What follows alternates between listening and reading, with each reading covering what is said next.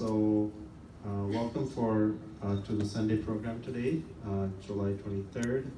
And what we'll be doing today is discussing Bhagavad Gita, chapter 6, verse 34, titled Dhyana Yoga. Before that, we'll do a little bit of kirtan. We'll have a discourse, and then we'll have the question and answer session after.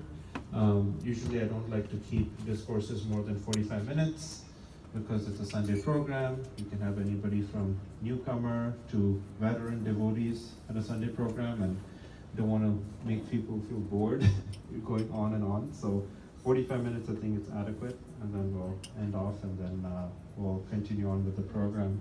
So my only request is, if you have your phones with you, to pay no attention to that and put it on silent if you can, because it shows respect towards the deities as well as the sound vibration, which is the Hare Krishna Maha Mantra.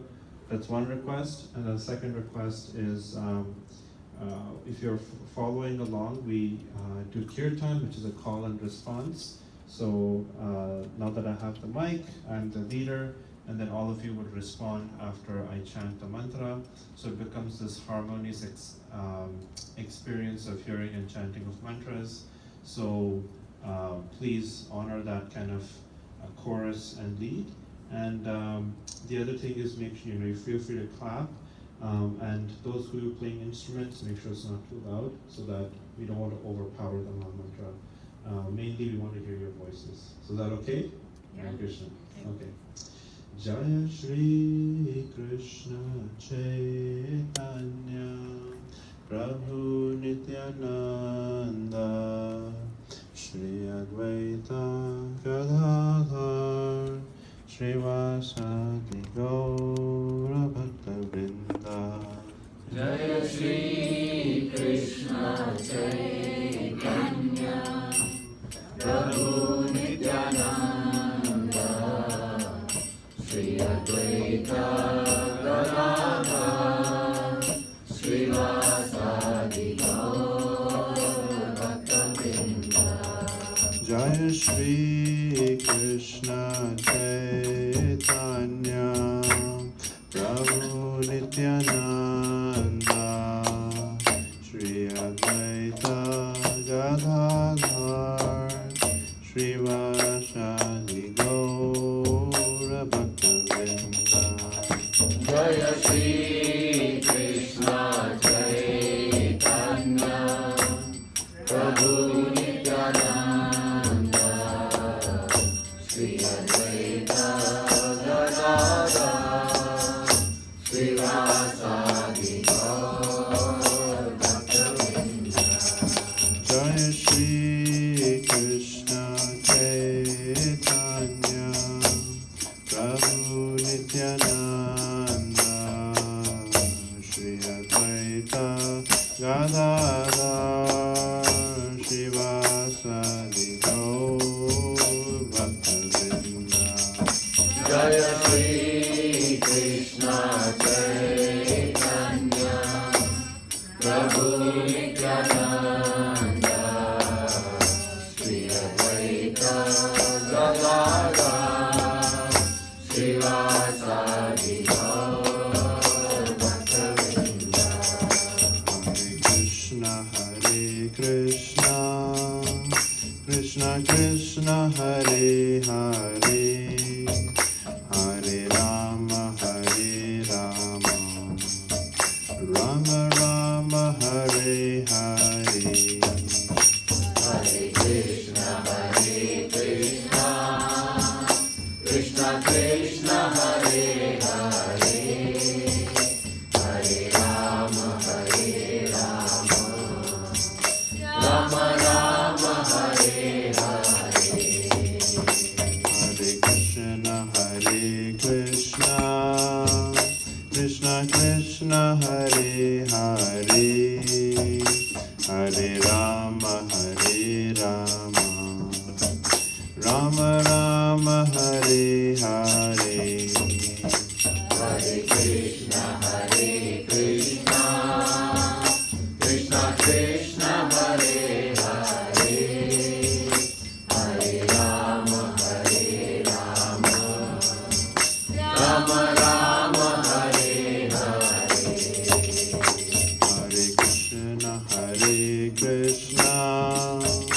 Krishna Krishna Hare Hare, Hare Rama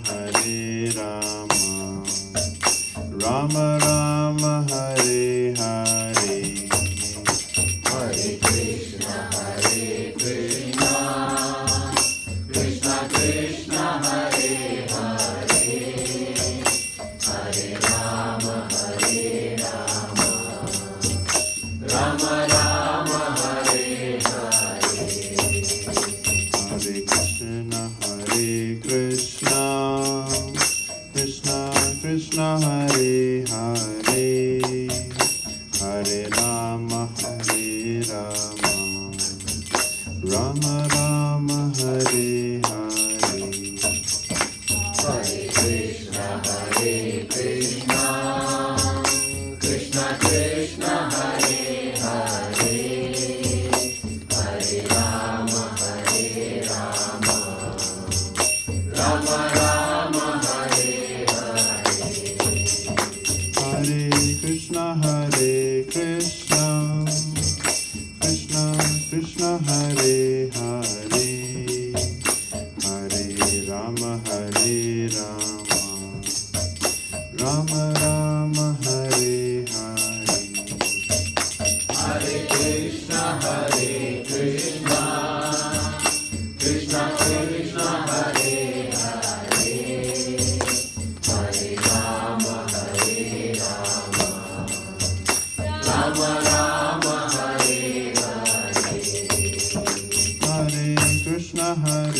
Krishna Krishna Hare Hare, Hare Rama Rama Rama Hare Hare. Hare Krishna Krishna Hare Hare, Hare Rama Rama Rama Hare Hare. Hare Krishna Krishna Krishna Hare Hare, Hare Rama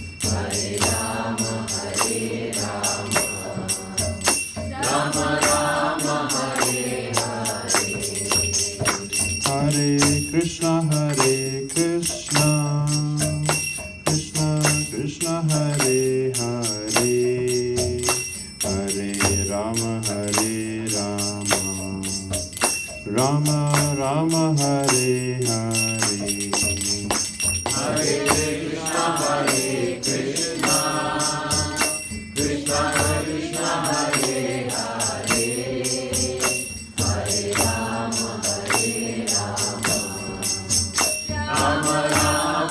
Rama Rama Rama Hare Hare. Hare Krishna Krishna Krishna Hare Hare, Hare Rama Rama Rama Hare Hare. Hare Krishna Krishna Krishna Hare Hare, Hare Rama Rama Rama Hare Hare.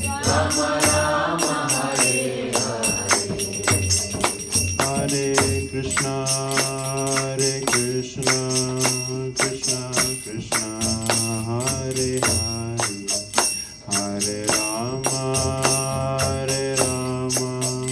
Rama Rama Hare Hare. Hare Krishna Krishna Krishna Hare Hare, Hare Rama Rama Rama Hare Hare. Hare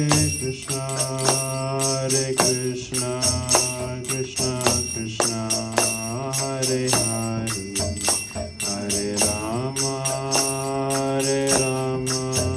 Rama Rama Hare Hare.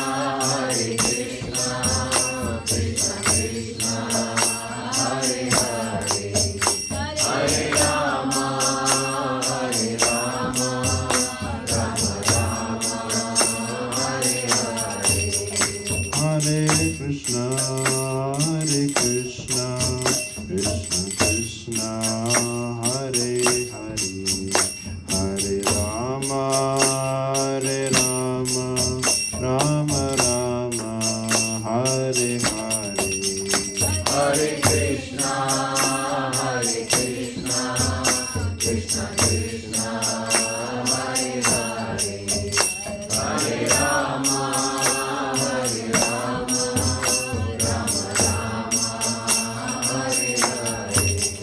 Jaya Gaura Nitai, Gaura Nitai, Gaura Nitai, Jaya Gaura Nitai, Jaya Gaura Nitai, Gaura Nitai, Gaura Nitai, Jaya Gaura Nitai. Jaya Prabhupada, Prabhupada, Prabhupada, Jaya Prabhupada, Jaya Prabhupada, Prabhupada, Prabhupada, Jaya Prabhupada. Hare Krishna, everyone. Thank you for participating in Kirtan. I hope that was calming for all of you. And thank you all for being here. We will be reading from Bhagavad Gita as it is. So if you have your personal copies of Bhagavad Gita, you may bring them out and follow along. It's actually very auspicious to have Bhagavad Gita with you. And if you don't have a copy, we have several copies available by donation. You're welcome to take a copy home and also bring it here each Sunday as we follow along the Bhagavad Gita in sequential order. So who here has brought their own Bhagavad Gita from home? Can you raise your hands? Okay, 1, 2, 3, 4, 5. Okay, perfect. 6. We should increase that number more to 100%, to have everybody have their own personal copy of Bhagavad Gita, because we're not just distributing the books, we also want you to take them and bring them along as you come here and read them along so that they're not sitting at home catching dust. So before we open the Bhagavad Gita, I'll chant a few prayers to honor the Guru Parampara, the tradition in which we receive the Bhagavad Gita, and then we'll go into the wisdom of the Bhagavad Gita, along with the translations, which is important, because if we don't know the translations, then we don't know what they mean. So I think it's good to know the translations. So. Om Jnana-timirandasya Jnananjana Shalakaya Chakshurunmilitam Yena Tasmai Shri Gurave Namaha. I was born in the darkness of ignorance, and my spiritual master opened my eyes with the torch of knowledge. I offer my respectful obeisances unto him. Namo Vishnu Padaya Krishna Prestaya Bhutale Shrimate Bhaktivedanta Swaminiti Namini.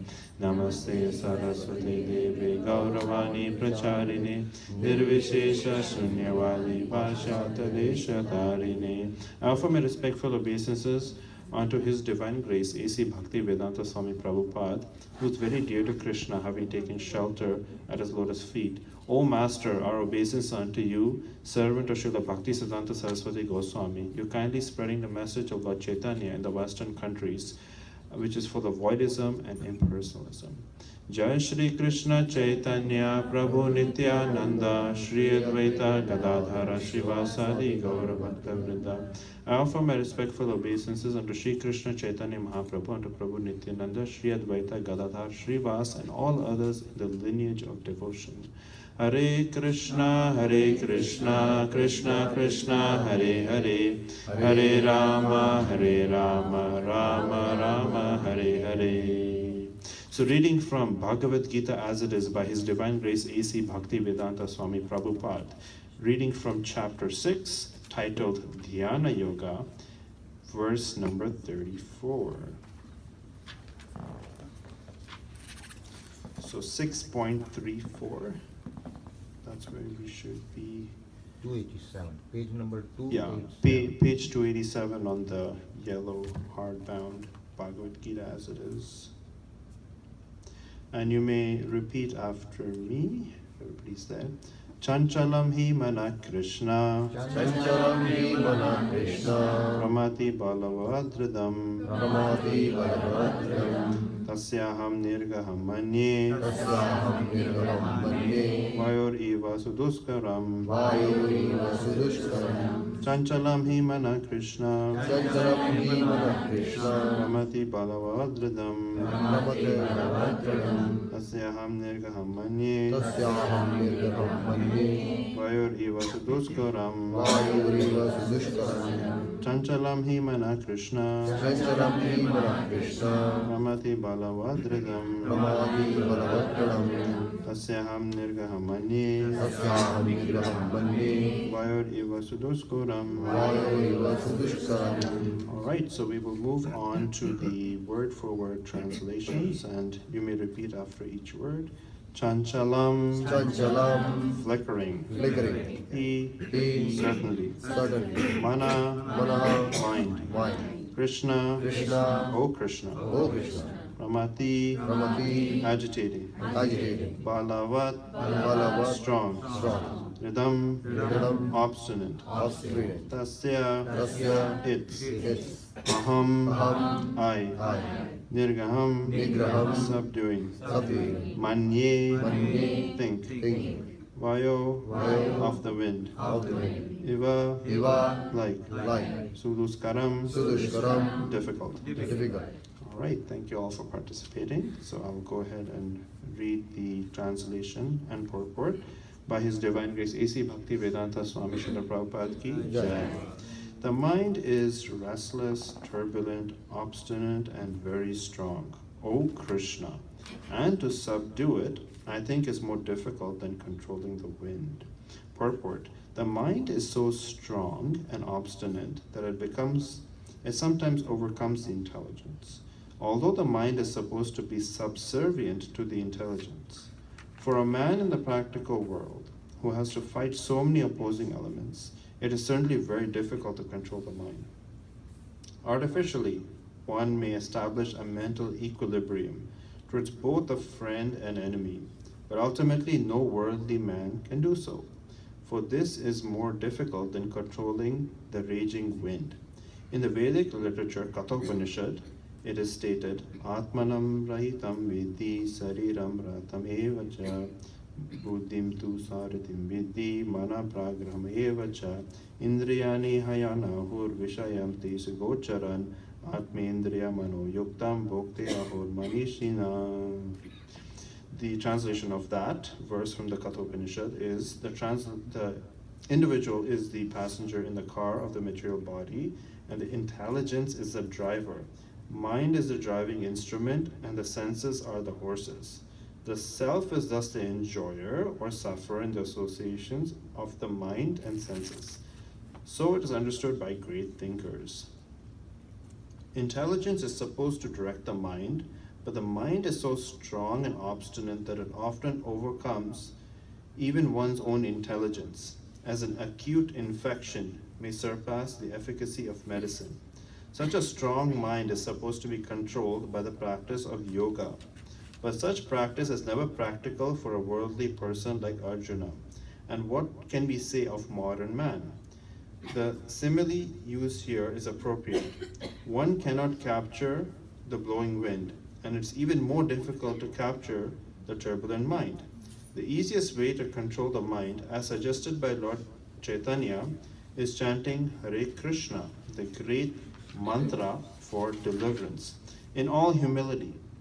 The method prescribed is Savaimana Krishna Padaravindayo. One must engage one's mind fully in Krishna.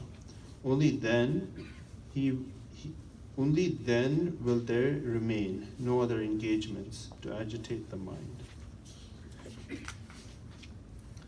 All right, so thank you all for being here today. Is anybody here for the first time or not familiar with Krishna consciousness?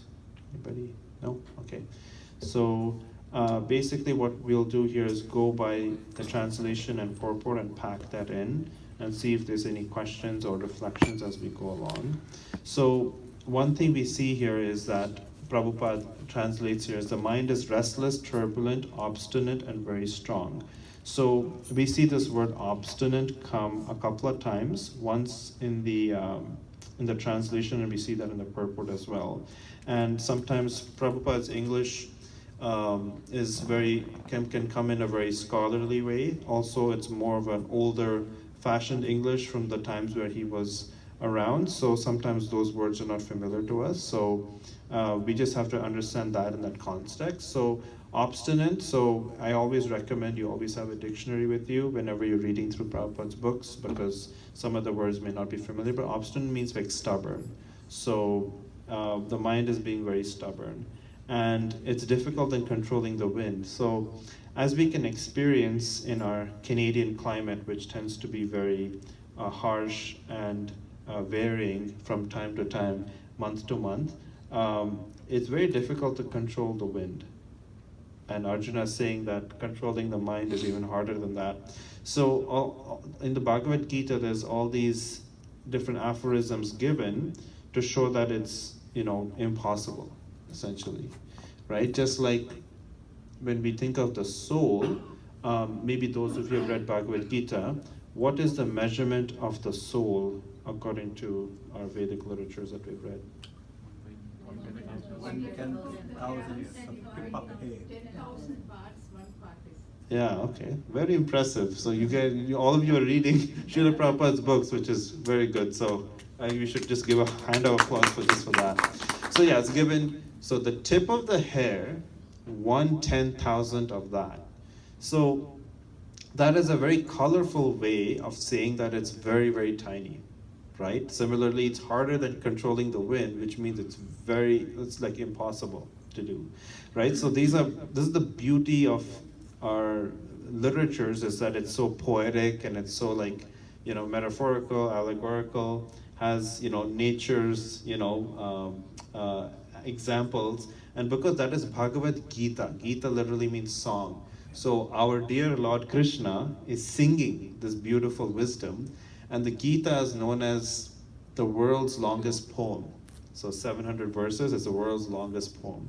And we have this wonderful wisdom. So, just as we have Bhagavad Gita in front of us, we must first stop and think that, just look at this verse translation alone. The mind is restless, turbulent, obstinate, and very strong, O Krishna, and to subdue it, I think, is more difficult than controlling the wind. So now when you look at this translation, who here agrees with this statement in your own experience to find this to be true? I will raise my hands because I find it true. So can you raise your hands if you find this translation in your life to be true? Let's see. Hands? Okay, perfect. So another question I have for you is, do you think this translation or this wisdom, do you think this is very universal, or is just for maybe us who are interested in Krishna consciousness? Is this just for us? Raise your hands, or is it just universally applied? So universal. Okay, so it's universally applied. Hare Krishna. So that's good. You all said that, because sometimes when I come from a outreach book distribution perspective, and sometimes we tend to box things in. So I would like to present the Bhagavad Gita as a universal book of wisdom that applies to everyone in whatever stage and level of life it is. And sometimes people make a mistake. This is a Hindu scripture. And it's like, oh, why'd you say that? Because it's not like the Hindus are going to be affected by the Chanchalam Himana Krishna, right? Chanchalam is going to be there for everyone, right? So we should present this as it is, as a book of wisdom that can help anybody in life. And Prabhupada recently mentioned that one can be from a Christian, Muslim, Jewish background, but they can still derive benefit in their spiritual consciousness by reading Bhagavad Gita and following the process of Krishna consciousness. It's so universal. So sometimes we have to rewire and rethink. And this is a perfect example. Chapter 6, verse 34, that how universal the process is. And not only is that universal, and I'll get into the Hare Krishna mantra, but the Hare Krishna mantra is proven, and they've done some studies, some PhD students in university, that when you engage in the process of kirtan, japa, you will find that it leads to positive thoughts, it reduces your stress. These are kind of more tangible, examples. What to speak of, love of Krishna, but, people in the material world want some tangible results. So these are some tangible results. So you have the tangible results you have the wisdom that's universally applicable, and you have, on the back of the Gita, Thoreau, Emerson, Gandhi, all these various personalities who read the Gita and derived great benefit. So that's one thing that I want to, explain to others is, and whenever you explain to, people who is, you live according to the ideals of the Gita, which is a wisdom book, which talks about the wisdom of yoga and how we can engage in this universal process. So that's something that's really important, that whenever you're talking to people who, I'm sure you talk to people out in society, you're not all living in caves. So make sure you mention that the Gita is a book on yoga and meditation, and it's essentially the yoga philosophy condensed into this one, relatively small book, because there are other Vedic literatures that are a lot bigger. So let's go ahead and unpack this verse a bit. So we read the translation. So going into the purport, Prabhupada mentions that for a man in the practical world, which is pretty much all of us, and those of you who see the word man, so the Sanskrit word man comes from manushya, right? And various words that we use today, like for example, the mind, and if you look at the word for a translation, it says mana. It comes from Sanskrit. So Sanskrit is the original language of the universe, and all of our Vedic scriptures are mentioned in Sanskrit. So we should take great pride that we have come to this process of Krishna consciousness, which follows the most ancient literatures. At the same time, they're very universal. At the same time, they're very much applicable to the stage of life you're in, including the country you're in, or the circumstances you're in, or the times and ages you're in.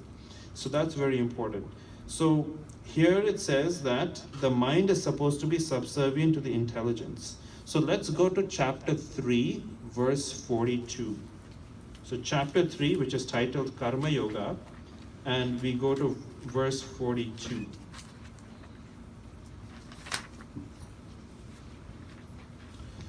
So when we look at chapter 3, verse 42, we can see there's a hierarchy given, which is very practical.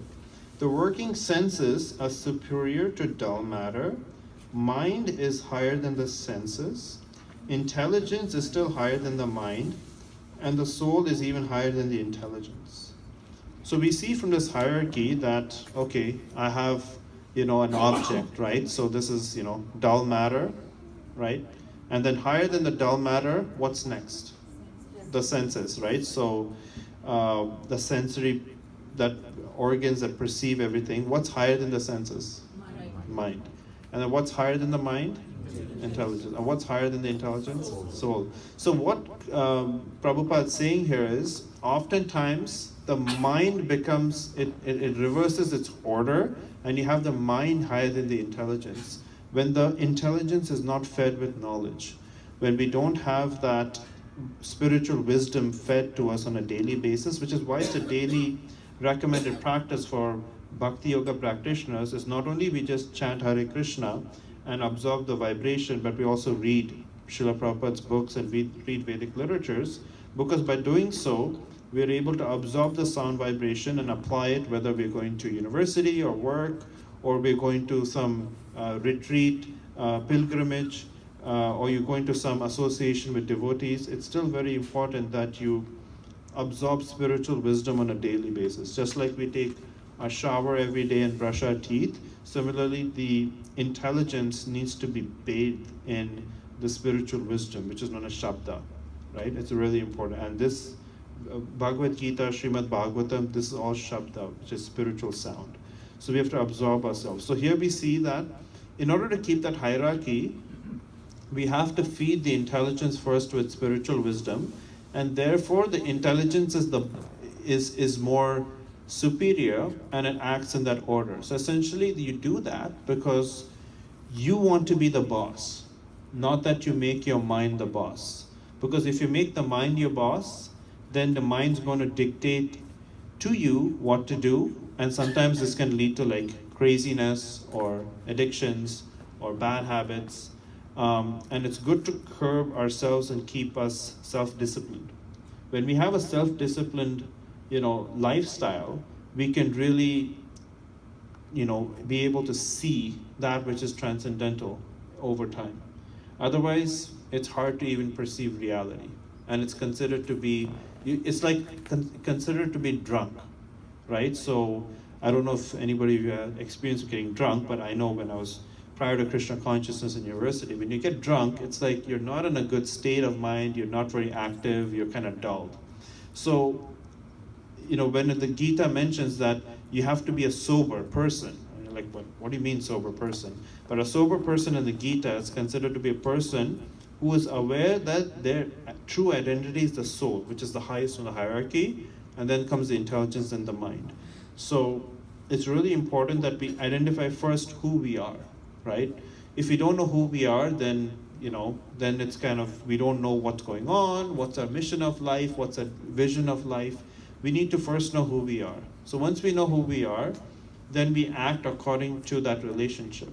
So it's really important that we act according, and look at our life, look at our daily life, look at our weekly life. How can we mold our life in a way in which we reflect that which is mentioned in the Gita? And it's always progressive. You always want to get better. Everyone wants to progressively, get a better position in life, or have more experience in such and such field. In devotional life, we always want to progress every day, to see that we always, want to have a dynamic sort of lifestyle in spirituality. It's not that spirituality is just stagnant, that okay, I'm just chanting and I'm doing this and doing that and I've kind of hit this plateau. But it's, bhakti is so dynamic that there's unlimited bliss that can be derived from bhakti, and one must always engage in the practice of Krishna consciousness to really derive that. So there is bliss that can be derived, because the happiness that you can experience in the material world is very temporary, and it really fleets you. And in spiritual consciousness and spiritual association, you can really benefit that. So let's flip back to the verse. So chapter 6, verse 34. So now we know that hierarchy, and some of you might have known this hierarchy already, but this is where that comes from, that Prabhupada is referring to. So as we go ahead, and chapter 6, verse 34, there's this verse from the Kathopanishad, where it's mentioned that the individual is the passenger in the car of the material body, and the intelligence is the driver. Mind is the driving instrument, and the senses are the horses. So to think oneself as a sufferer in the association of mind or senses is understood by the great thinkers. So the great thinkers have also concluded this. And here Prabhupada says, the intelligence is supposed to direct the mind, but the mind is so strong and obstinate, which means stubborn, as I mentioned earlier, that it overcomes one's own intelligence. So that's why, in order to prevent the mind from overcoming the intelligence, one must constantly feed the intelligence with wisdom. And to give a Canadian householder example, this past week Bhakti and Shweta and I were removing weeds from our lawn, right? Because there was a lot of weeds. And then there is some sort of, lawn fertilizer that you can give. So the more fertilizer you add, it removes the weeds. So similarly, the more spiritual intelligence we can give our intellect, the more we're able to subdue the mind. It's just by positive association. So positive association can happen through reading spiritual wisdom, attentively chanting the Hare Krishna mantra, honoring prasadam, being in the company of devotees. These are all various steps that we can take in our life that will keep us safe and guarded and not have us completely fall apart. So going ahead, Prabhupada mentions that medicine, sometimes an acute infection may surpass the efficacy of medicine. So sometimes you may think that, I'm trying to control my mind, and whatever little I'm doing in my service or absorption and spiritual vibration is not enough.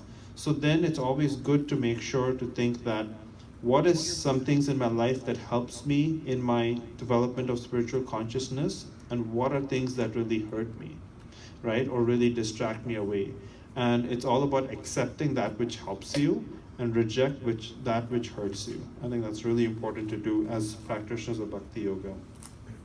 And then Prabhupada goes on to mention that Such a strong mind is supposed to be controlled by the practice of yoga, but such practice is never practical for a worldly person like Arjuna. And what can we say of modern man? So, including all of us, where we have the traditional practice of yoga, where one goes into the forest and completely shuns the world and lives a very simple life, is not practical even for Arjuna 5,000 years ago. What to speak of all of us?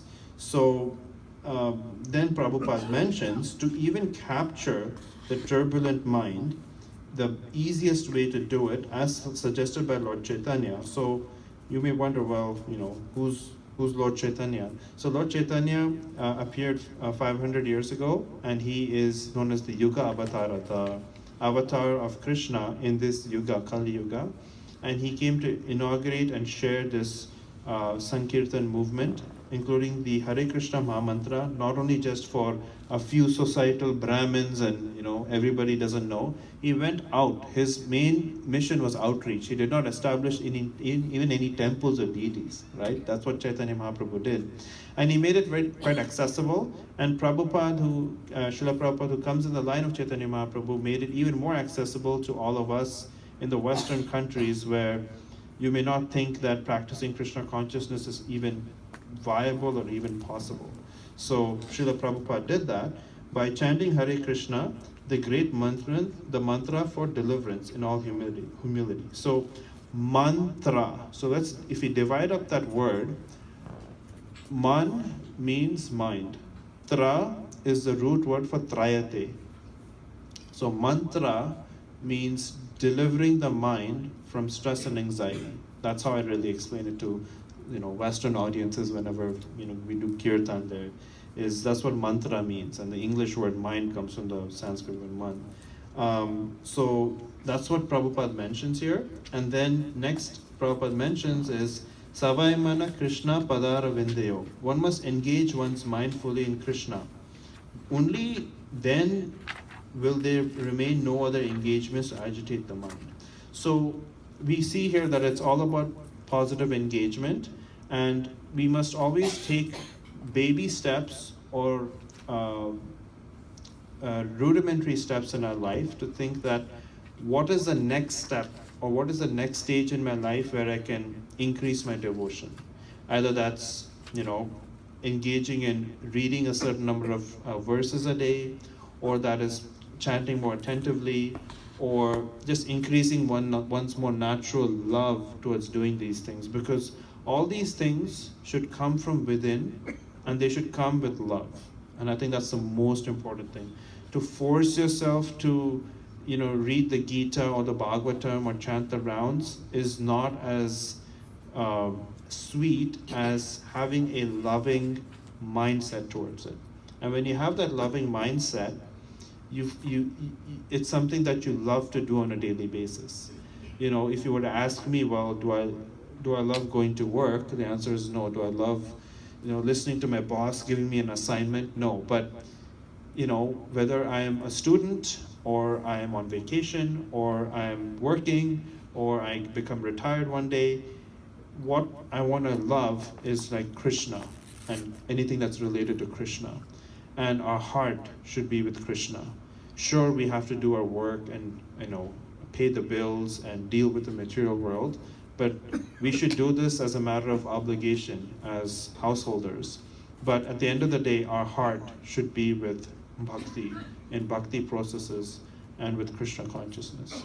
Because this is ultimately, that's what's going to help us be free from stress and anxiety, and to feel supremely connected in a deep way, not only with Lord Krishna, but also Lord Krishna's devotees.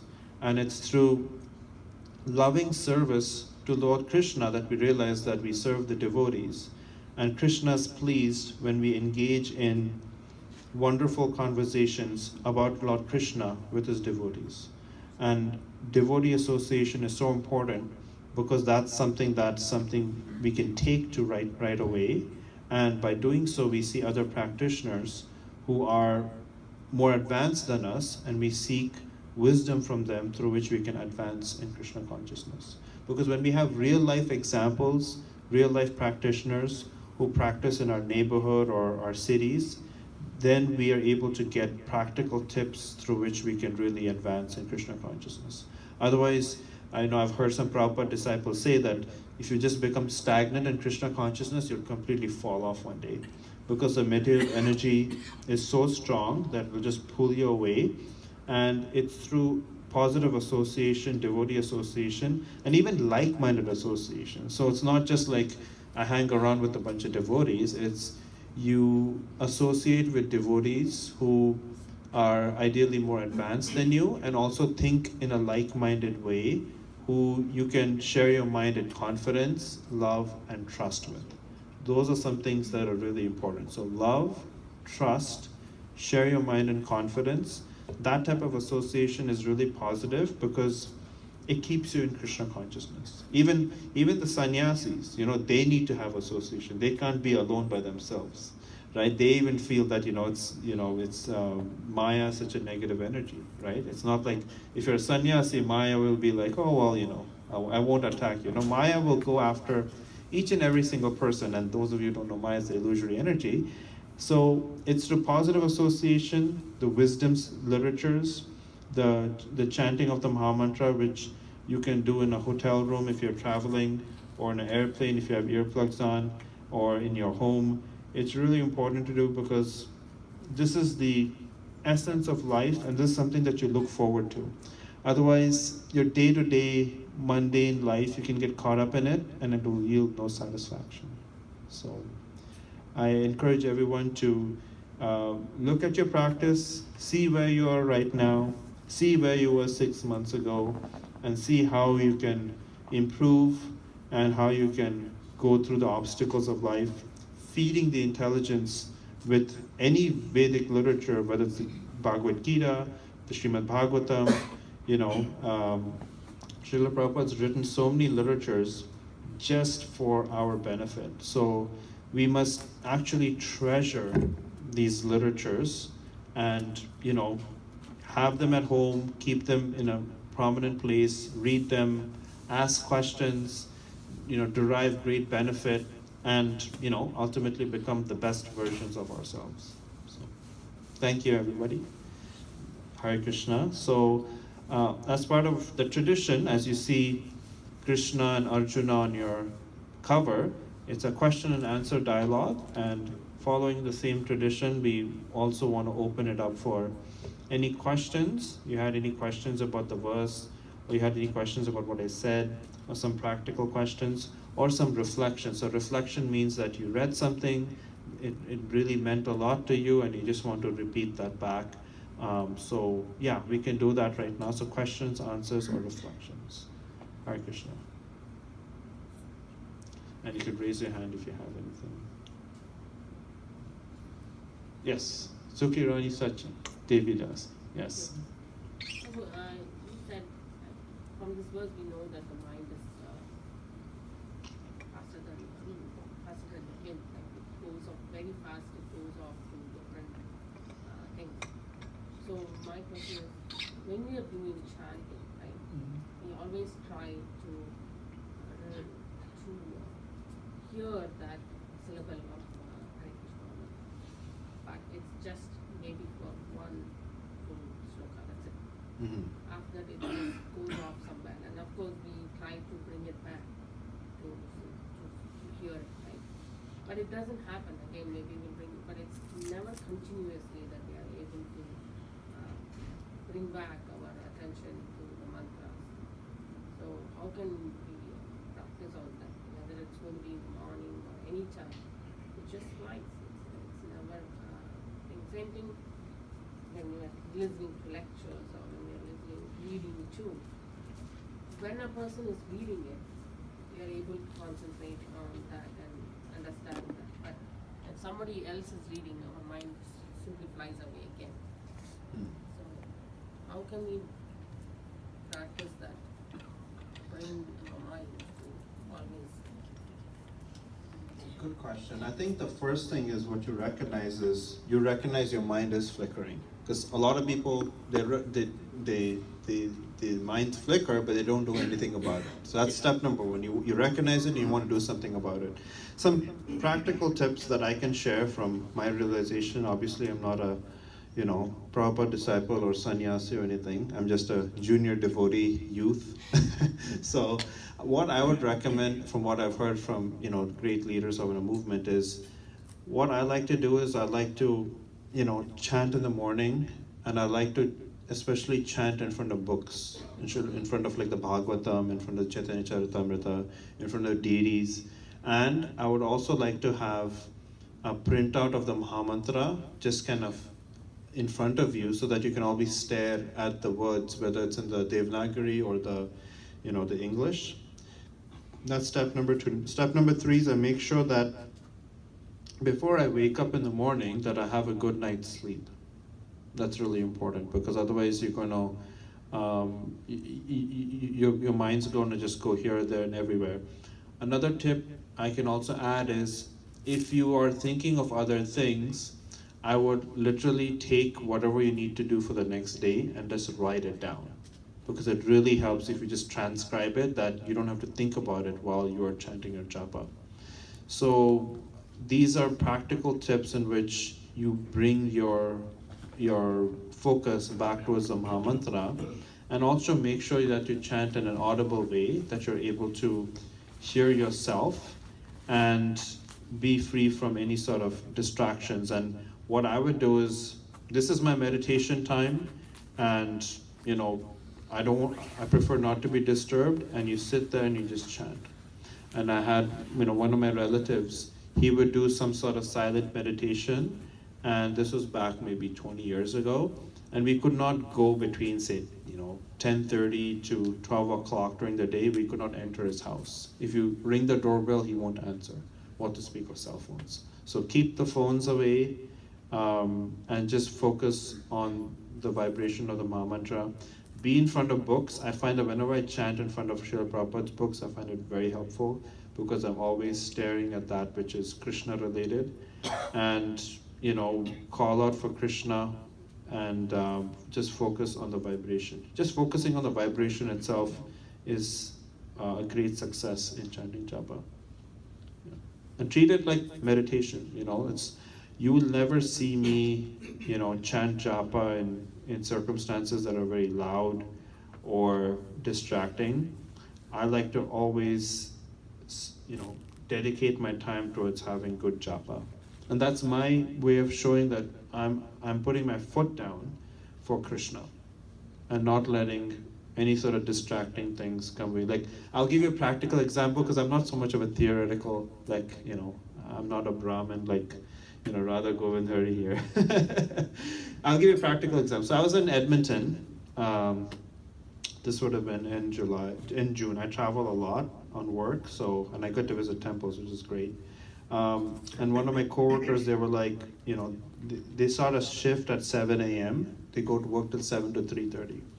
So usually we show up on work at 8 o'clock. So they were like, oh, we can also show up at 7 o'clock. And I said, no, I'm not going to show up at 7 a.m. I'm going to show up at 8 a.m. Not that I'm lazy and sleeping in. It's because in the hotel room, that is my time that I want to spend time with Krishna. And it's the most sacred time. So that's, that kind of step that you're doing in your life is like putting your foot down to, show your relationship with Krishna. And that's really important that you keep that. So when it's your japa time, make sure that there's nothing that's going to interrupt, and let other people know that this is japa time, right? So you have to kind of treat it seriously, and it's like a meditation that you do every day, and it's really important that you keep it consistent. And slowly, as you recognize and be more conscious of it, you write everything else down that's on your list and all that, you'll find that it's being in front of books, japa definitely improves. Yeah. Hope that answers your question. All right, any other questions, reflections, or realizations from the 6 points? I just wanted to add Yes. to what you were discussing just now. I feel like when we don't prioritize Krishna consciousness, that's when our mind really wanders. I mean, it is a fact that mind wanders, But when we prioritize Krishna or anything related to Krishna, then automatically mind is going to be controlled because the mind also wants to serve Krishna, right? The example is when we want to do something for somebody we love, we're so focused on doing that thing and we don't get distracted at all. So if our love for Krishna is to that extent, then our mind is going to be there. So the mind can be your best friend, Krishna says, and the mind can be your enemy, right? And again, is this universal truth? Mind can be your friend or enemy? Who agrees with that? Okay. So next time I don't want to hear Hindu scripture, right? Universal book of wisdom. So yes, mind can be a friend or enemy, and I think you pointed out correctly that when you channel your intelligence, and the intelligence, what's the purpose of the intelligence? The purpose of intelligence is to discriminate between that which is material and spiritual. And I think I was just reading that in Sri Ishopanishad text 11, where Prabhupada, the Ishopanishad says that one must study spiritual subject matters and material subject matters and then compare the two, right? So when I know there's a particular activity that will dull my senses, it's bad for me, it takes me really away from Krishna, then I try and refrain and avoid those types of activities. So, that's showing your love for Krishna, and what happens? It's a relationship. So Krishna will help you. Krishna, if you want to preserve your time for Krishna, you want to engage in your bhajan and reading, Krishna will preserve that time for you. And every day you'll find like, hey, magically there's time for me to do this. Because I've taken whatever, has really hurt me or wasted my time to completely eliminate that from my weekly, monthly, or daily schedule. And Krishna sees that, so Krishna reciprocates. Yes. Prabhu, I know you have been trying to educate Western media through books and others. So would you like to share some of the common obstacles, objections you come across when trying to talk about it to the others on your practice? Common objections. I think I find more appreciation than objections to the people I talk to. I think what people find objection is like they want to be spiritual but they don't want to be religious. And that's something that is very common in Canadian society. When we go to like yoga studios for a kirtan program, they love the wisdom of the Gita, but for them to be like, a card-carrying member of a, religious organization or spiritual organization sometimes can be too much. And also we just want to make things accessible for them. So my way of outreach is quite different from various devotees in ISKCON, because I've been out there, have the pulse of the people, see what people are going through in life. And if a person is, once a year shows up at a festival, I'm appreciative. If a person comes to a study group once in a while, I'm appreciative. If a person who is chanting a Hare Krishna mantra but not chanting 16 rounds, is chanting maybe 4 rounds, I'm appreciative. And I'm just there to encourage people, right? Whichever stage of life you're in, whether you're a Westerner, you're born and raised in Canada, this, all of this seems foreign, but you like the mantra, you like the prasadam, it's just to be there for them. And I think people are looking more for an experience that they feel calm and they feel that they're cared for and their attention is given, they've been given fair attention. Where you find places where there's like really high hierarchy, I find that people cannot relate to that. And also when there's not fair opportunity given to others. Like when I first went to a Krishna conscious program, there were Prabhupada disciples, but there were also like youth. And there was like men and women who are serving Krishna together. And for me, that's something that I've never, really been exposed to, because I've just been reading the wisdom. And I was like, okay, yeah, that's why I want to choose Krishna consciousness, because I see people from Western backgrounds, men, women, young, old, different, vocations, coming together and chanting Krishna's names. And I thought this is something fantastic and I want to engage in. So we have to make Krishna consciousness as a non-sectarian presentation. And when we do that, then we can really succeed. But when people see the sectarianness, it becomes, I find that the challenge is more in the small rules, that ISKCON sometimes tends to have is, doing this, doing that. There are core principles and there's details. The details are not so important as the core principles. And I think that sometimes we may make the core detail a core principle, which is not really helpful. So sometimes that's kind of the challenge. Okay. Question? Yes. We have a good karma and bad karma, right? Yes. Karma brings material benefit, right? Yeah. What brings a spiritual benefit? Yeah. So there's three things actually. There is good karma, bad karma, and then there is that karma which doesn't bind you to the law of karma. So it is known as karma, vikarma, and akarma. Even I explained this to a Western audience too. They're like, akarma? I've never heard of that. So if you do some charity, some mundane charity, feed the poor, you're going to get some good karma. If you hurt somebody, you go against the Vedic scriptures, it's known as vikarma. Akarma is anything that is connected with the transcendental being, Krishna, and in doing so, doesn't bind you in the cycle of samsara, birth and death. So if you realize, hey, I'm the soul, I'm not the body, and I don't want, karma is terrible, I don't want to engage in more and more karma. So by engaging in processes, for example, read Bhagavad Gita chapter 3, verse 13, you'll read something that is akarmic. So this is Yajna Shishishta Santo Mujjante Sarva Kilebishahi Bhujjante Te Tadam Papa Pacha Atmatna Karanat. So it means the devotees of Lord are released from all kinds of sins because they eat food which is first offered for sacrifice. Others who prepare food for personal sense enjoyment rarely eat only sins. That's why in ISKCON you see that there's huge prasadam programs because we actually follow Bhagavad Gita. This process that's mentioned in verse 13, chapter 3 is akarma because it's in connection with Lord Vishnu. So whenever we do any activities that's in connection with Lord Vishnu, it does not bear any karmic fruit, good or bad. And it helps burn our karma. Same with Sarva Dharma Paritajya Mamekam Sharnam Vaja Aham Tvam Sarva Papebhyo Mokshishami Masuchaha.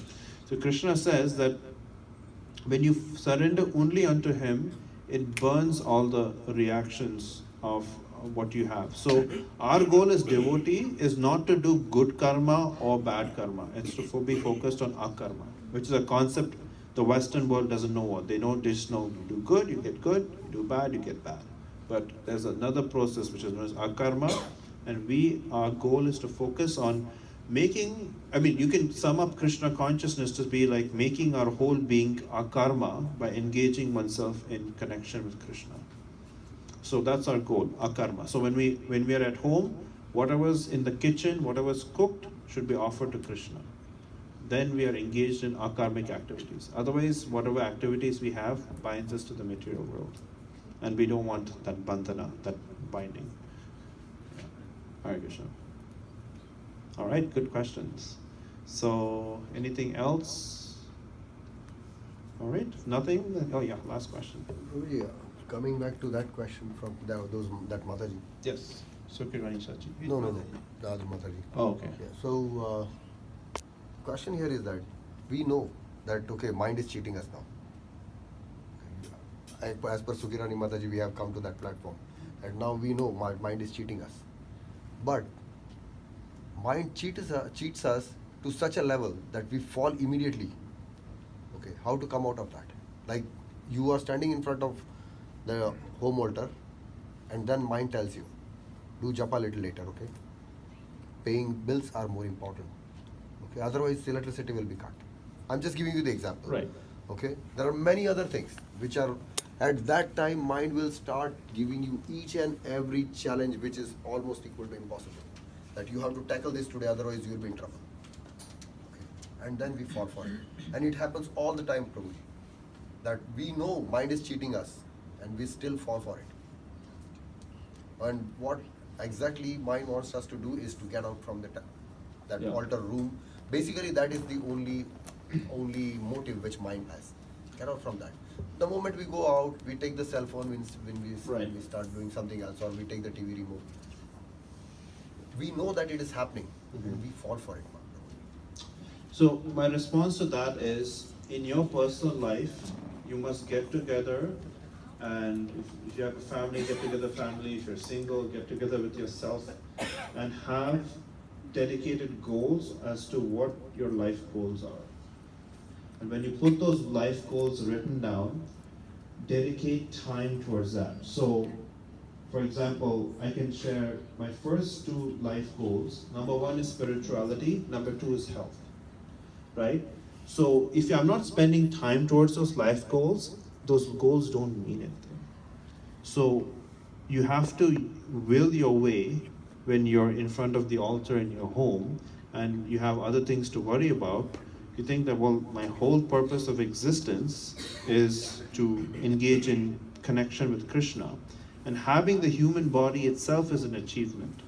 So I'm going to park that issue away, it's going to wait, and I'm going to focus my time for Krishna, because you're putting your foot down for Krishna. And that sometimes comes because you have read enough that you know, but at the same time you have to discipline the mind. Otherwise, the mind will take you away, and maybe to develop habits in which where you engage more time with the book and get rid of aspects. Like, for example, I don't have social media, mostly thanks to my wife, but I don't have social media because I noticed it took a lot of time away from me.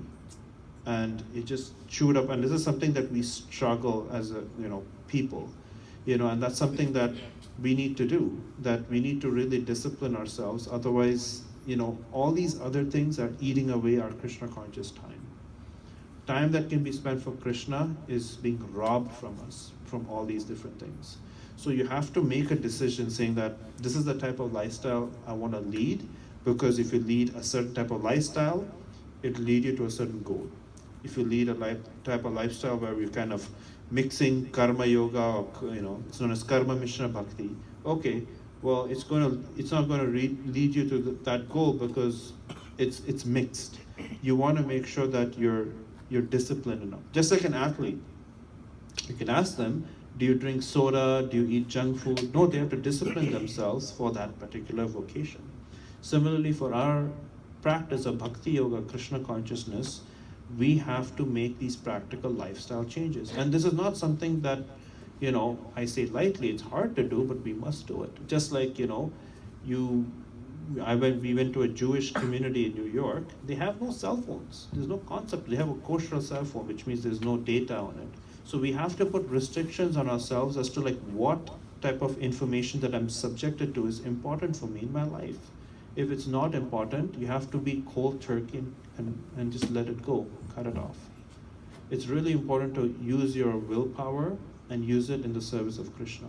Krishna is telling Arjuna to fight, and we have to fight with the mind's desires. So we have to be strong and pray to Krishna for spiritual strength, to Lord Nityananda, to Lord Balaram, but we have to put our foot down and say that this is time for Krishna. This is time for my spiritual practice, because this is what's important in life. And if you're not, and the books are there to really convince you of that this is what's important of your whole existence. Otherwise, life is just about paying bills and dying. And I don't think you want to be known that my whole life is just paying bills and then I pass away, leaving nothing, doing nothing for me as the soul. So that's what it comes down to, who you are, which is the soul. When you know who you are, naturally you want to build your life and mold your life like a soft clay to what goals you want to see. And if you discipline your life in a certain way, you will achieve that goal. And it's mentioned in the Bhagavatam as well. So it's all about discipline, and you'll feel that as you discipline, you get used to it, and then later on it's like, oh, it's not a big deal. I can go chant and I'm not, worried. And that's the progress you make. That's what I talked about, spiritual progress. Always make spiritual progress. Whether you're a seasoned veteran devotee or you're practicing Krishna consciousness today, always strive for improvement. All right, Hare Krishna, we've got to end on time because Prabhupada was very particular about time. So we'll end on time. So thank you for ISKCON Stouffville for giving me this first time opportunity to give discourse in this center. And today is also my birthday in the sense that it's 6 years since I got initiated. So I somehow survived 6 years. Spiritual birthday. So if you have any further questions for the adults, prasadam time. And right now we'll all go to the youth and we'll all do a youth sangha. And Hare Krishna. And if you have, do you have your Bhagavad Gitas with you? Can you show them up real high? I like to take a picture because Stouffville is very unique where you do this. I travel across the country and there's unique things about each center, and it would be nice if you can show your Bhagavad Gitas. And yeah. So, all right, so can you show your Bhagavad Gitas, everybody? Maybe come a little bit inside. This is really unique because very few centers get their own Gitas. Maybe Paripurna a little bit. All right, so 3, 2, 1. Hare Krishna. Thank you.